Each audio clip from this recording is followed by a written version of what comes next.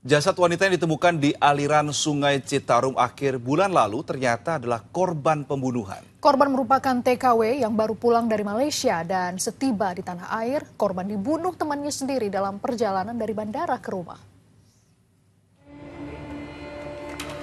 Setelah 3 minggu menjadi misteri, kematian wanita seorang tenaga kerja wanita atau TKW yang jasadnya ditemukan di aliran Sungai Citarum daerah Ciamplas, Kabupaten Bandung Barat, pelan-pelan terungkap. Korban bernama Iis Nurparida tewas dibunuh saat pulang dari Malaysia. Sejumlah fakta terungkap setelah polisi mengotopsi jasad korban. Terdapat sejumlah luka tak wajar yang membuat polisi melakukan penyelidikan. Dari berbagai petunjuk, polisi menemukan jejak pelaku di daerah Pacet, Kabupaten Bandung. Tim Resmob Satreskrim Polres Cimahi menggerebek sebuah rumah yang dicurigai terdapat pelaku di dalamnya.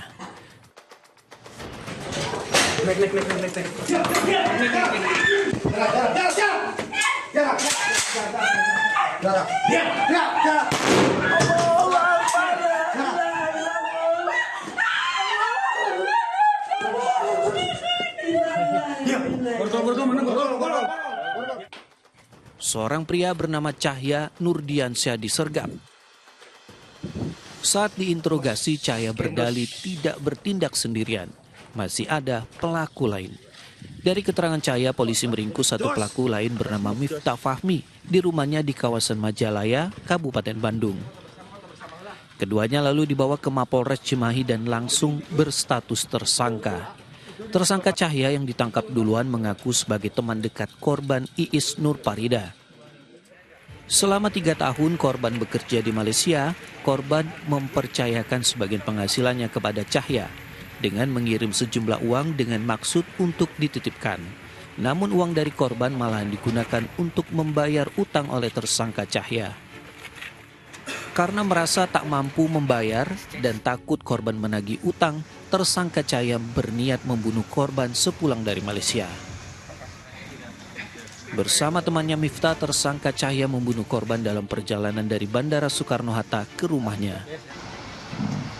Setelah naik ke dalam kendaraan, kemudian dalam perjalanan dengan posisi CN sebagai pengemudi, kemudian korban di kursi penumpang bagian kiri, dan kemudian MF selaku eksekutor duduk di belakang korban.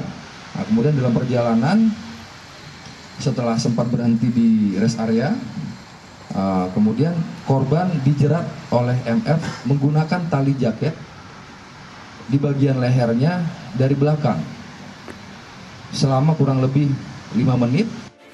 Atas perbuatannya, kedua tersangka dijerat dengan pasal pembunuhan berencana dengan ancaman hukuman mati. Muhammad Abbas melaporkan dari Kota Cimahi, Jawa Barat.